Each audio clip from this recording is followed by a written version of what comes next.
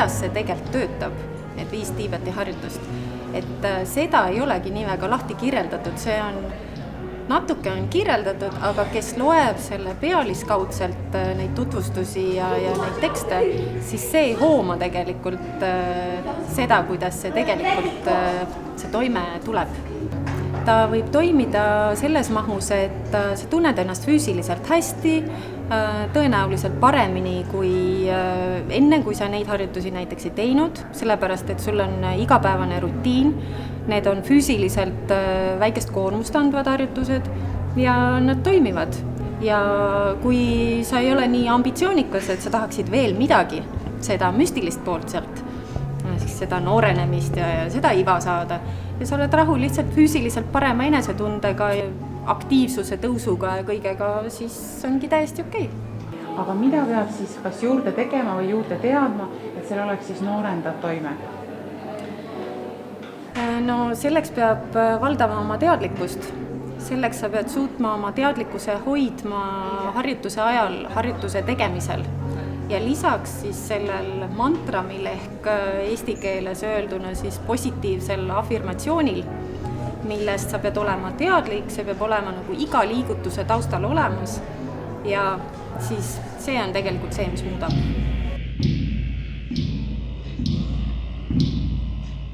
Kas sinu puhul on see ime olnud? No natuke võib-olla on. Aga kuidas ma saaksin siis seda sügavust kätte, sest need harjutused iseenesest ju väga keerulised ei ole? Võib-olla võiks läbi käia kursused sellise õpetaja juures, kes õpetab seda sügavamat osa kasutama ja räägib lahti vähemalt need detailid.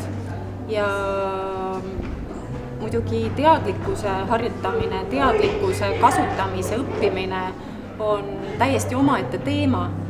Ja seda võib-olla niiviisi iseseisvalt üksinda ei olegi võib-olla nii lihtne teha, et seda võib-olla väga vähesed inimesed suudavad nagu ise tabada, et mida ma pean tegema ja mis see teadlikkus üldse on ja kuidas me teda kasutame. Mis minu elus võiks siis juhtuda, kui ma praktiseerin teadlikult ja järjepidevalt? Esiteks muutub kindlasti sinu füüsiline keha.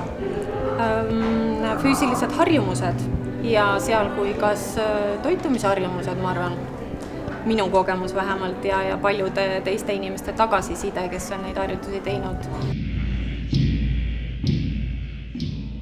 Kas 5 tiibetlast on nagu nendest joogastiilidest nagu täitsa eraldiseisev asi? Ta on täiesti eraldi süsteem, sellepärast, et ta ei ole joogalik süsteem. No selles mõttes, nagu kui me vaatame hatha joogat ja siis neid 5 tiibetlase harjutusi, siis nad on oma iseloomult ja oma toimelt erinevad.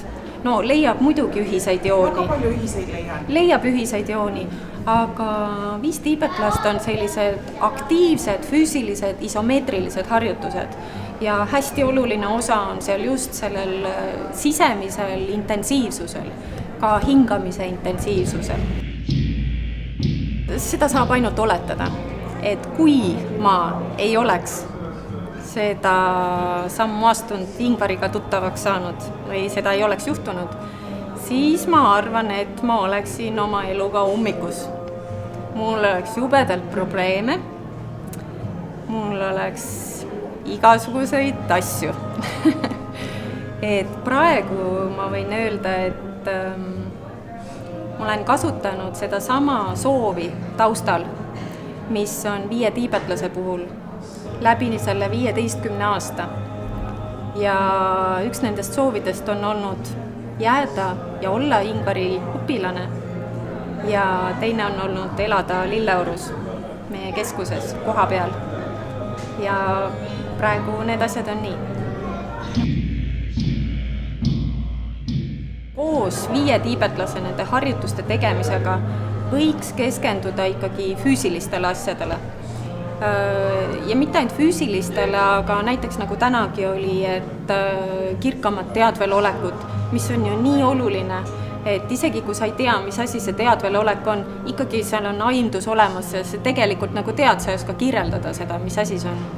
Et võib-olla sellised elulised asjad, et rohkem raha, paremat tööd ja toredat elukaaslast neid võib kasutada igapäevaselt täiesti eraldi mantramiga näiteks, et sa loodki omale sellise tavaelukorralduse jaoks teise mantrami ja sa keskendud sellele näiteks hommikuti ja õhtuti ja päeval aeg-ajalt, kui meelde tuleb, aga see peaks olema ka selline soov, mis on siin taustal ja lisaks sellele, et sa teed oma valikud elus vastavalt sellele, mis on sinu soov. Et sa nagu vaatad, et kui sulle pakutakse, siis ütleme, et su soov on saada parem töö, ehk sa tead, et sa mõtled selle all nagu seda, mida sa nagu südamest tahaksid teha. Et kui sul tuleb tööpakkumine või keegi räägib mingist tööst või võimalusest, siis sa vaatad, kas see on see.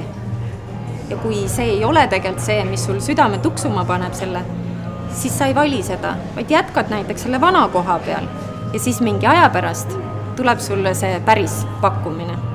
Et sa teed oma valikuid vastavalt su oma sellele mantramile. Aga see on teadlik tegevus.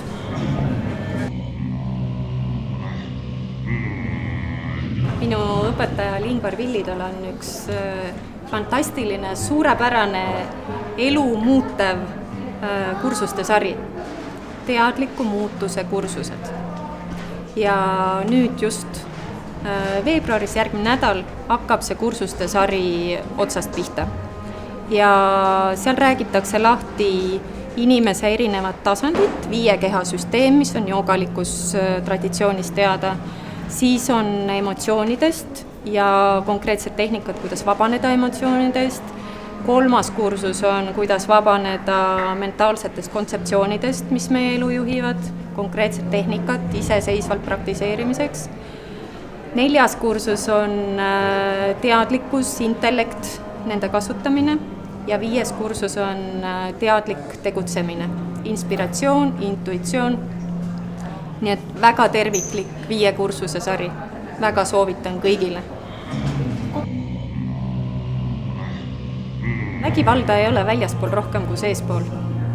Et isegi võib öelda äkki niimoodi, et iga inimese sisemine vägivald peegeldub selles, mis on tegelikult, mida me kõik näeme, mis on väljas.